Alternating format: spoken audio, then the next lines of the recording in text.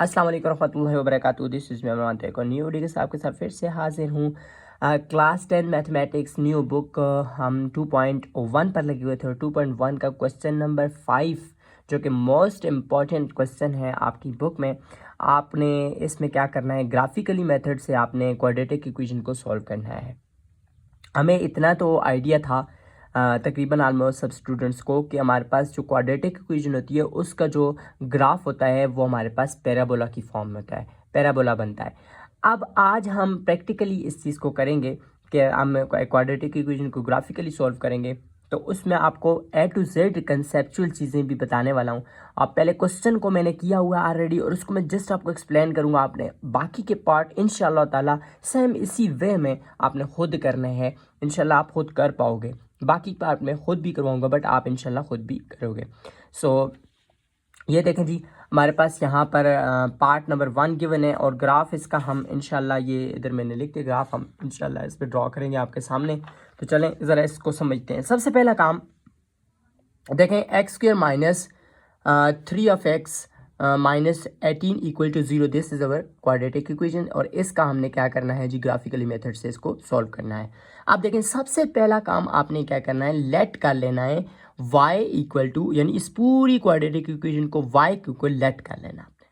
अब क्यों कर रहे हैं, क्योंकि इसमें आपको एक x इंटरसेप्ट फाइंड करना है और एक y इंटरसेप्ट क्यों फाइंड करना है। क्यों फाइंड कर रहे हैं हम एट एंड देखें, जब ग्राफ ड्रॉ करेंगे तो आपको आइडिया हो जाएगा। इंशाल्लाह मैं आपको आखिर में बताऊंगा। देखें सबसे पहला काम y लेट करने के बाद, let y equal to this equation सारी को y लेट करने के बाद आपने क्या करना है, सबसे पहले x इंटरसेप्ट फाइंड करना है। जब x इंटरसेप्ट फाइंड करेंगे तो आपने वहाँ पर y को 0 पुट कर देना है, यानी कि x इंटरसेप्ट वो पॉइंट होगा जहाँ पर आपके पास y 0 होगा। ओके, तो put y equal to 0, y को 0 पुट करोगे इन इक्वेशन 1, तो इस इक्वेशन में आप y को 0 पुट करोगे तो ये इक्वेशन बनेगी। सिंपली यहाँ पर आपने कौन सी इक्वेशन में, ये जो आपने लेट किया था ना y, इस इक्वेशन को आपने 1 का नाम देना है और 1 में ही आपने y को 0 पुट कर देना है।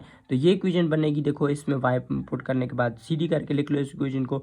अब इस इक्वेशन को आप फैक्टराइजेशन मेथड से सॉल्व करो। इधर से फैक्टराइजेशन मेथड से सॉल्व करने के बाद देखो फैक्टराइजेशन मेथड ऑलरेडी आपको आता है। तो 2 नंबर हमने ढूंढे, 6 3 18। सो हमने 2 फैक्टर जब फाइंड किए तो करते करते हम यहाँ तक इसको सॉल्व करके लेके आ जाएंगे। अब यहाँ पे x प्लस 3 इक्वल टू 0, यहाँ पे x माइनस 6 इक्वल टू 0, यहाँ पे x की वैल्यू -3 आ जाएगी, यहाँ से x की वैल्यू 6 आ जाएगी। अब ये जो 2 वैल्यूज़ हैं ये x के लिए हैं, बट आप देखो सबसे पहले x के पेयर की फॉर्म में जब x और y को लिखा जाता है तो सबसे पहले x होता है, फिर कामा y होता है, राइट। तो हम यहाँ पे सबसे पहले देखो x की वैल्यू क्या है -3 और कामा y की वैल्यू दूसरे नंबर पर होती है। तो y की जगह पे 0 क्यों डाला, क्योंकि y तो हमने ऑलरेडी 0 पुट किया हुआ है। ओके, तो -3 या x यहाँ पर -3 है, कामा y यहाँ पर 0 है। तो यहाँ से ये 2 पॉइंट हमें मिल गए। एंड इसकी इधर x की वैल्यू क्या है 6, कामा और y की वैल्यू क्या है यहाँ पर भी 0 है। तो ये यहाँ पर हमारे 2 पॉइंट मिल गए। ओके, उसके बाद हमने x इंटरसेप्ट फाइंड करने के बाद y इंटरसेप्ट को फाइंड करना है। सो y इंटरसेप्ट के लिए देखो, जैसे x इंटरसेप्ट के लिए y इक्वल टू 0 पुट किया था, इस तरह y इंटरसेप्ट के लिए आपने x इक्वल टू 0 पुट करना है। ठीक है, तो जब x इक्वल टू 0 पुट करेंगे कहाँ पर, इन इक्वेशन नंबर 1 में पुट करना है। तो जब इक्वेशन नंबर 1 में आप पुट करोगे तो आपके पास यहाँ पर देखें तो y इक्वल टू एक्स की जगह पर 0 -3 इंटू 0, तो यहाँ पर बच जाएगा आपके पास y इक्वल टू -18। ये तो 0 हो जाएंगे दोनों। सो अब आपके पास यहाँ पर y -18 है, तो यहाँ पर देखो तो यहाँ पर आपके पास क्या होगा जी, यहाँ पर x क्या है, अब x 0 है, कामा और y आपके पास -18 है। तो यहाँ से ये पॉइंट हमें मिल गए। ओके, अब ये काम x intercept y intercept find करने के बाद अगला काम आपको वर्टिक्स फाइंड करना है। और वर्टिक्स फाइंड करने के लिए आपके पास फार्मूला है। देखो सबसे पहले वर्टिक्स फाइंड करने के लिए, वर्टिक्स कौन सा पॉइंट होता है जहाँ से आपके पास पहला बोला टर्न करता है, तो वो वर्टिक्स आपने फाइंड करना होता है। लाइक देखो ये इस तरह का पैराबोला इस शेप का होता है ना, तो यहाँ पर ये वाला पॉइंट और ये वाला पॉइंट जो होता है ये आपके पास वर्टिक्स होता है। तो आप वर्टिक्स फाइंड करने के लिए आपके पास सिंपल सी फार्मूला है। देखें सबसे पहले वर्टिक्स के 2 पॉइंट होते हैं, एक एच होता है और एक के होता है, एच और के। सो एच को पहले फाइंड करने के लिए फार्मूला है और ये फार्मूला बहुत सिंपल सा आपने जहन में रखना है। सिर्फ एच का फार्मूला क्या है, -b/2a। अब ये माइनस बी डिवाइड बाई 2 है जो है, माइनस बी की वैल्यू कहाँ से आएगी? देखो आपके पास इक्वेशन क्या थी, x square minus 3 minus 18 equal to 0। तो इसमें यहाँ पर ए की वैल्यू 1 है, बी की वैल्यू -3 है, सी की वैल्यू -18 है। तो हमें बी की वैल्यू चाहिए, तो बी की वैल्यू -3। तो यहाँ पर h equal to minus minus already इधर पड़ा हुआ है फार्मूले में, और b की वैल्यू -3, देखो -3। उसके बाद 2a, तो a की जगह पर यहाँ पर 1 पुट किया हुआ है। क्यों? क्योंकि a की वैल्यू यहाँ पर 1 थी। Okay, so minus into minus plus, तो 3 यहाँ पर 3 आ जाएगा। उसके बाद 2 1 ज़ा 2। तो यहाँ पर जब इसको सॉल्व करोगे आगे, तो ये h की वैल्यू आ जाएगी 1.5। कैलकुलेटर में सॉल्व कर लो, 1.5 आएगी। ओके, सो यहाँ से h आ गया हमारे पास। उसके बाद जी k के लिए फार्मूला हमारे पास, ये फार्मूले बस h और k वर्टेक्स फाइंड करने के लिए ये फार्मूले अपने याद कर लेने। k equal to C minus B square divided by 4 है। अब c की वैल्यू गिवन है -18, तो जस्ट -18 को पुट करो। उसके बाद जी माइनस माइनस यहाँ पर ये वाला, उसके बाद बी स्क्वायर की जगह पर हम -3 का होल स्क्वायर हो जाएगा, डिवाइडेड बाई 4, ए की जगह पर 1। सो इधर से -18 माइनस ये अपनी जगह पर -3 का होल स्क्वायर का मतलब 9 है। Okay okay, divided by 4। तो जब इसका एलसीएम लेंगे तो फाइनली जी हमारे पास -72 -9 डिवाइडेड बाई 4 -81/4। तो -81/4 को आप सॉल्व करोगे तो आपके पास बनता है जी -20.4। कैलकुलेटर पे आपने सॉल्व कर लेना है, तो वहाँ पर -20.4 आपके पास आंसर आ जाता है जी। ठीक हो गया। सो अब आपके पास के की वैल्यू भी आ गई और एच की वैल्यू भी आ गई, यानी कि वर्टेक्स के दोनों पॉइंट आपके पास एच और के आ गए। अब एच और के, आप देखो एच आपके पास कितना था 1.5। असल में ये एच जो है ये एक्स ही है। अच्छा, एक्स की वैल्यू आपके पास 1.5 और जो आपके पास वाई की वैल्यू यानी कि के की वैल्यू -20.25 ये आ गई आपके पास। ठीक है, यहाँ पर आने के बाद जी अगला काम हमारा जो आ जाता है वो आ जाता है ग्राफ ड्रॉ करने का। सो हम अब नेक्स्ट काम में नेक्स्ट में क्या करेंगे जी, ग्राफ ने कैसे ड्रॉ किया उसके लिए पहले आपने स्केल सेट करना है। ग्राफ आपने बनाने के लिए सबसे पहले स्केल सेट करना है। एक्स एक्सिस आपको पता है ग्राफ में एक्स एक्सिस और वाई एक्सिस होते हैं। ठीक है, और दोनों आपके एक दूसरे को पॉइंट यहाँ पर जिस पॉइंट पर कट करते हैं ये पॉइंट आपके पास 0 होता है। ठीक है, ये एक्स एक्सिस हो गया, ये वाई एक्सिस हो गया। अब उसके बाद एक्स एक्सिस जो है ये आपके पास पॉजिटिव एक्स एक्सिस या आपके पास नेगेटिव एक्स एक्सिस, और इसी तरह ये आपके पास पॉजिटिव वाई एक्सिस और ये आपके पास नेगेटिव वाई एक्सिस। ठीक है, सो उसके बाद आपने क्या करना है, एक्स एक्सिस जो है ये स्केल आप जो सेट, ये जो सेट में कर रहा हूँ स्केल, ये सेट जो स्केल जो आप अपने हिसाब से भी सेट कर सकते हो। अब यहाँ पर ये एक्स एक्सिस जो सेट किया हुआ है 1 सेंटीमीटर, देखो यहाँ पे मतलब ये और इस पॉइंट के तरफ 1 सेंटीमीटर, ये पॉइंट भी मतलब इधर से इधर तक फासला जो है 1 सेंटीमीटर है, इधर से इधर तक भी 1 सेंटीमीटर है, इधर से इधर तक भी 1 सेंटीमीटर है। अब कह रहा है कि ये है 2 यूनिट का, तो 2 यूनिट हमने सेट कर दिया, तो इसको 2 4 6 8 10, तो ये आपने एक स्केल सेट कर दिया। तो इधर भी -2 -4 -6 -8 -10, यानी कि एक्स एक्सिस पे आपने 2 यूनिट का और 2 यूनिट का स्केल सेट किया। लेकिन यहाँ पर याद रखिएगा कि इसके बीच में यहाँ तक जो डिस्टेंस है वो 1 सेंटीमीटर और ये इक्वल होना चाहिए इन सब पॉइंट के बीच में। सो यहाँ पर देखें यहाँ पर भी इक्वल है। सो ये हमने पहले स्केल में बताया। उसके बाद वाई एक्सिस है, वाई एक्सिस को हमने सेट किया 5। क्यों पता है ऐसा क्यों किया हमने, 5 यूनिट क्यों सेलेक्ट करें इसको 2 यूनिट, क्योंकि देखें यहाँ पर -18 और -20 तक भी वैल्यूज़ आ रही हैं, तो इस हिसाब से हम प्लॉट करेंगे। सो यहाँ पर हम वाई एक्सिस 5 यूनिट ले रहे हैं, तो 5 यूनिट का मतलब, और मतलब यहाँ पर भी आपके पास जो डिस्टेंस यहाँ से यहाँ तक देखो 1 सेंटीमीटर है, लेकिन हम यूनिट उसका कह रहे हैं 5। तो देखो यहाँ पर ऊपर पॉजिटिव में पॉजिटिव वाली वैल्यूज ड्रा करो, 5 10 15 20, इधर -5 -10 -15 -20 -25।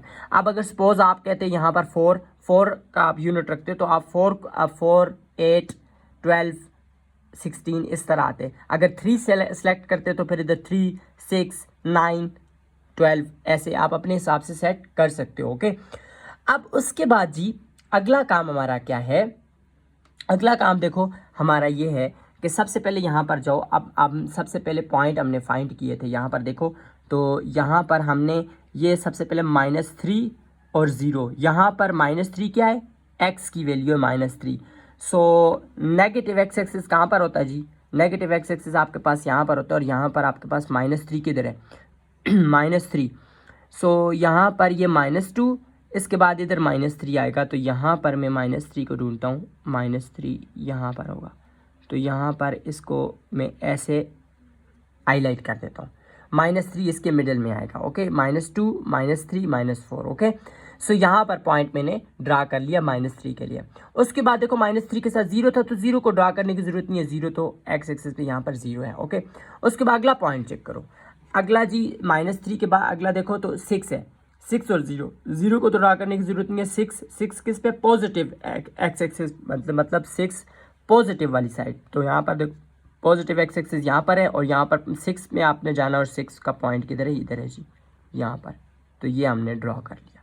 ओके, अगला काम क्या है जी, अगला काम देखो तो यहाँ पर हमने जो एक्स 0 पुट किया था, तो यहाँ पर हमारे पास y की वैल्यू आई थी -18, तो मतलब 0 और -18।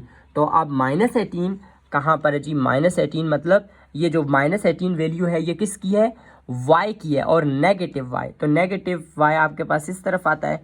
सो यहाँ पर देखो आप, तो आपके पास -18, तो मतलब -15 और -20 के बीच में 5 नंबर एक किस्म के आ रहे हैं ना, तो यहाँ पर आओ तो -19 -18, तो यहाँ पर इसको -18 कंसिडर कर लो।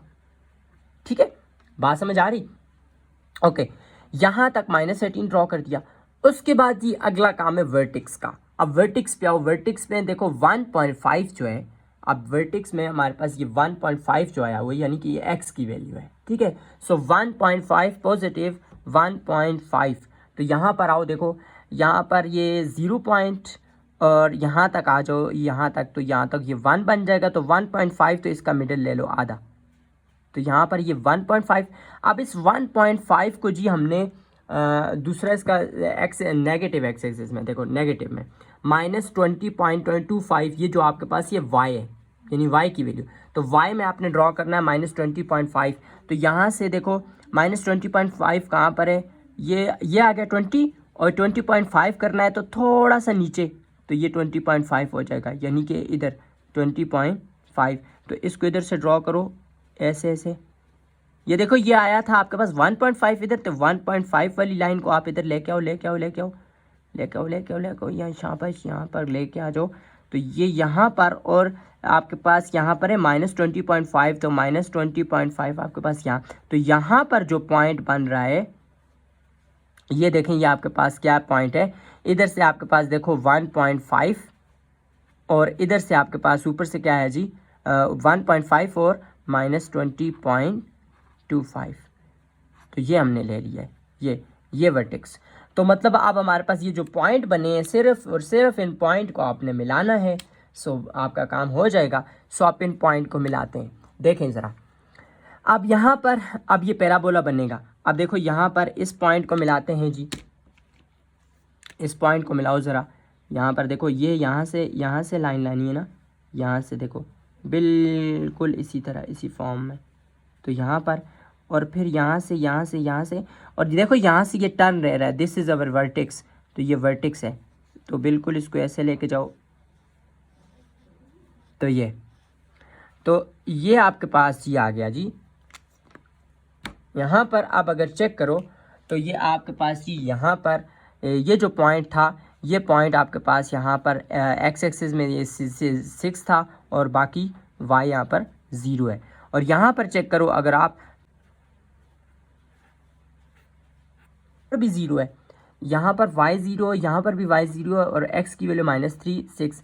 और आपके पास अब सोल्यूशन सेट क्या बना, सोल्यूशन सेट याद रखना, चूँकि quadratic equation x square -3 of x -18, यानी कि आपने x की वैल्यूज़ बतानी है, x का सोल्यूशन सेट बताना है। तो ये जो x की वैल्यूज़ हैं आपके पास सोल्यूशन सेट, यानी कि SS या सोल्यूशन सेट पूरा लिख दो, तो वो आपके पास जो आंसर आएगा वो -3 और ये 6, ये आया, ये आपके पास सोल्यूशन सेट है। Okay, so final solution set आपके पास ये है। अब इसी तरीके से, इसी मेथड से आपने अगला क्वेश्चन भी सॉल्व कर लेना है। इसका स्क्रीनशॉट आप एक दफ़ा ले लें, मैं आपके सामने रख देता हूँ, इसका स्क्रीनशॉट ले लें जिन लोगों ने नहीं लिया। सो ये हो गया इसका ग्राफ। तो आपने इस तरीके से सेम मेथड से आपने क्वेश्चन नंबर, इसका पार्ट नंबर 2 और पार्ट नंबर 3 4 जितने भी पार्ट हैं आगे वो भी सॉल्व करने की कोशिश